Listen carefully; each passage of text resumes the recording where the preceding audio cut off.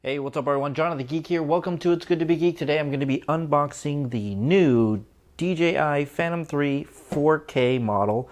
This is a completely new SKU for 2016. Just came out recently. I would say maybe about a month or so. Definitely in January. I'm not sure if it came out before January. But nonetheless, it is a completely different SKU. This goes alongside the Phantom 3 Standard, Advanced, and Professional. So it's somewhere more in between the Professional and the Advanced. And I'll try to talk about what the features are or what it's lacking and what's the difference between this one, between the Professional and the Advanced. And as I go through it, I mean, it's quite a few changes, significant changes, or very important changes. But for the most part, other things of it, of this, has remained exactly the same, right? And so, so this is going to be a pretty long unboxing because there's going to be a lot of explanation. Anyways, this was $800. I picked it up from Adorama, free ship, no tax, right? I found it a bit odd that it would be $800 and the advanced version is $800 as well. But after looking at the features and kind of weighing the two, I guess it makes sense that they're both $800 despite this one being a 4K camera and the advanced is a 2.7K camera. So B&H also has this on sale for $800 as well. So hopefully after you watch this video and I talk about all the features, that it will help you decide on which one to get. For me though, my preference actually would have been this one for the price and what I'm going to be using it for. Anyways, so going on with the unboxing now, not too much on the outside of it. This side has like stuff like, what do you call it, all the things that are in here and whatnot. I'm not really going to go over that too much because I'm going to talk about it at length in this video here. So let's go ahead and get right into opening the box. And here we have the instruction manual, and I'm not really going to tear this apart too much, or at least I try to keep it as new as possible, and apparently this is kind of sealed here. Hopefully I can tear this without damaging anything, or I could just use my trusty knife and just cut that open. Right. So here we have some stickers here. I guess they're replacement stickers, so you can kind of designate certain parts of your airplane here to make it more distinguishable and easier to see while it's up in the air, right? So there's that, and then there's a know before you fly, safety rules, and also rules regarding, you know, just FAA requirements and whatnot, right? And yes, let's get the elephant out of the room here, or whatever, however that saying goes. You do have to register this. Up until I think February it's free, but after that you got to pay. Quick start guide.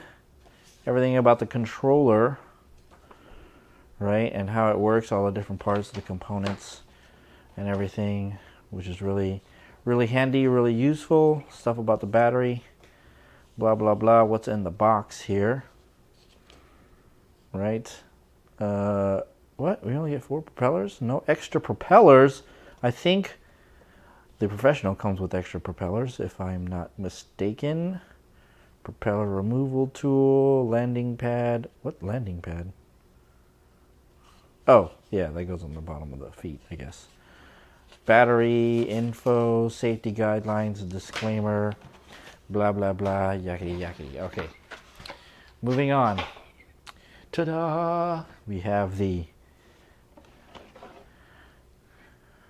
drone here. I'm going to set this aside for right now on its padded feet.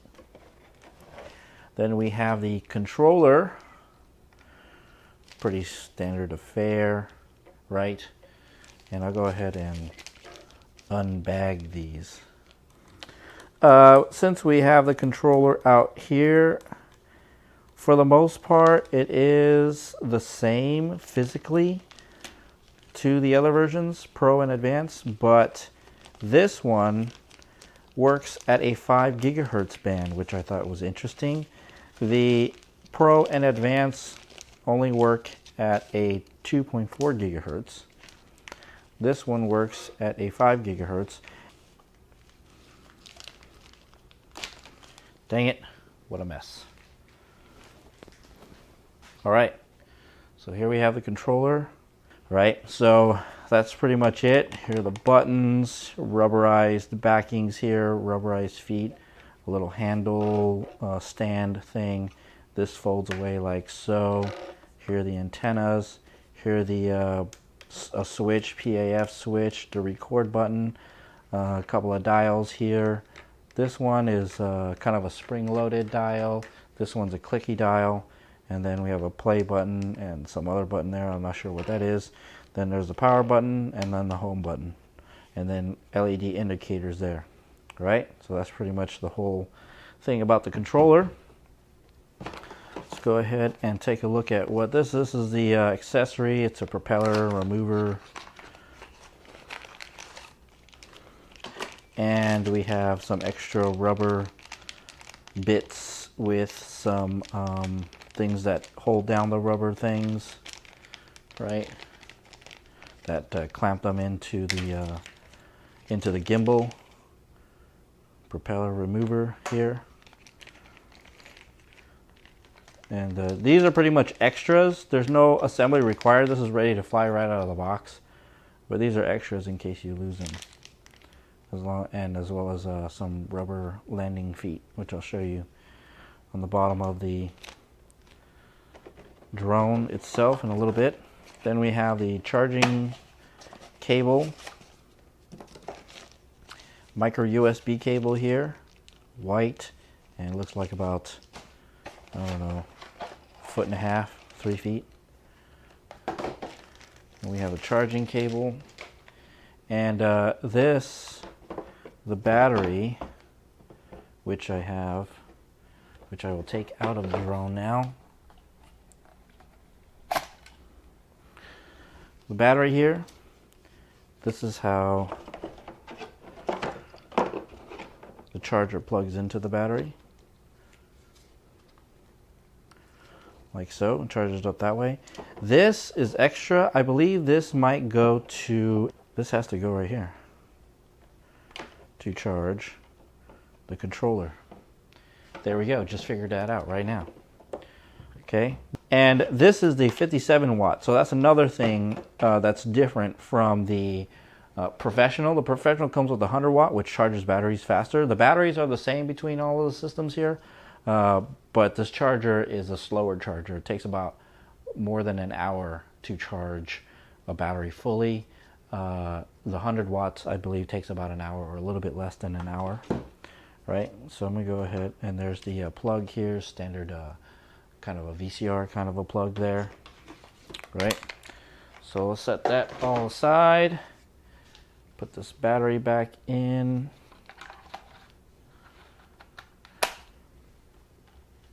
All right, last but not least, we have propellers. And that's pretty much it. That's in the box. There's nothing else. Nothing of importance. Right. And yeah, it looks like there are extra propellers. You know, those, I'm not really going to install the propellers. I have to, there's a very particular way of installing it, and I have to read the instructions on how to install it, but there are the propellers in a nice little carrying bag. All right, now on to the star of the show. Oh, we have a little, here's the gimbal. I'm gonna leave the little guard on. Right, so here we have the rubber feet right down there, and for the most part, physically, it pretty much looks identical to the Professional version, except obviously the Professional version says Professional on here, and this says Phantom 4K. Here we have the micro USB port on there. Then we have the camera. So camera, 4K, 60 megabits per second recording bit rate, which is exactly the same as a professional. Nothing different about the camera, at least nothing that I saw on there. Everything's identically the same. Motors, everything's the same, right? Internally, what this doesn't have, or what it's lacking, is the GLONASS satellites for GPS that it connects to. So this connects just to the US satellites.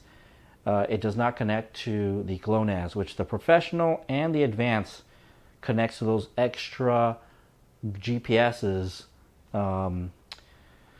for better accuracy and hoverability, so to speak, on the drone here. So this lacks those two. But I think because of the lack of the light bridge and the GLONASS, that the battery lasts about a couple minutes longer. This one's, they say it lasts 25 minutes. It's the exact same battery as everything else. But because you're not doing all that extra stuff, that it lasts 25 minutes instead of 23 minutes as in the professional and the advanced series, right? So that's the battery. That's how you remove it there, just like on the other ones. And that's pretty much it that is different. We could take a look here. Ventilation holes, I just showed you the battery. We could take a look at the electric gimbal here. The gimbal has like a little fan motor, which is kind of interesting. I kind of see a lot of dirt and dust getting in there. I don't know how well that's going to last or how long that's going to last. But nevertheless, that's there.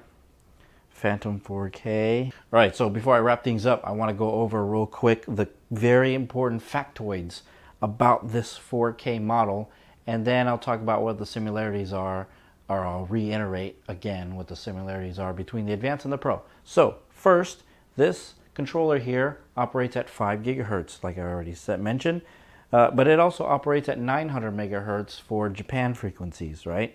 Don't ask me what that means or why they're using 900 megahertz, but that's what it has inside this controller, right? 5 gigahertz. Now, because of 5 gigahertz, the distance in which this can communicate with the drone is significantly less than the advanced and the professional version. This only has a distance of 1,200 meters, which is just about 3/4 of a mile for FCC regulations. Now, the app that you use to connect to this, the DJI Go app, can determine its location, that it's in the US or under FCC regulations, in a location for FCC regulations, and it will limit it to 1,200 meters based on this 5 gigahertz. Now, my wild guess is because 5 gigahertz and the frequency and the transmission power, all that stuff, that's why it's only able to go that distance. And in the UK CE regulations, I'm not sure what theirs is called or what that means, but it can only do 500 meters, which is significantly less. That's about a little over 1/4 of a mile of distance, right? That's fine for me. Probably half a mile, 1/4 mile to half a mile is probably how far I'm going to fly this thing. I'm just only going to go over buildings or in and around buildings and inside buildings, actually. And so that 5 gigahertz and that limited distance is all I really need. And then another thing, key difference, is that this does not have the advanced light bridge of streaming 720p from the camera to your app or to the tablet device here. So you don't get as clear of a picture, but I'm fine with that. I just need to make sure that the camera is pointed in the right direction and I'm recording the thing that I'm recording. And this one only does 480p resolution, right? That's what this does. The Pro and the Advanced does 720p and it can go a lot farther. But this one only does 480p, lower resolution, right? So let's just make that clear. And so that's it for what the features are on this, the key main features of this, the fact of this controller and the drone. So the drone itself, it really only lacks GLONASS GPS for positioning. It still does the US satellites, but GLONASS are Russian satellites, and it wasn't like half and half. it's still primarily, a majority of the satellites it connects to was the US anyways, even in the professional and the advanced with GLONASS. I think it's something like 16 US and 2 Russian GPS, right? So this just, it lacks the Russian GPS connectivity, so it's only the US, which is still a lot. I believe it's 16 GPS, and it's only missing 2 that it connects to, right? That's the primary difference there. And what's similar about it? Pretty much everything except for the GLONASS. The camera is the same, shooting at 4K and 60 megabits per second. That's the primary thing I wanted this to have, was 4K, 60 megabits, same as the professional. Although I wish I had a better camera on there, but whatever, we can't, really ask for much. It is a tiny little camera after all. I should be happy with the 4K at 60 megabits bit rate. And yeah, oh, and then the charger there. This charger is 57 watt charger, something that you would get, I believe, in the advanced and the standard.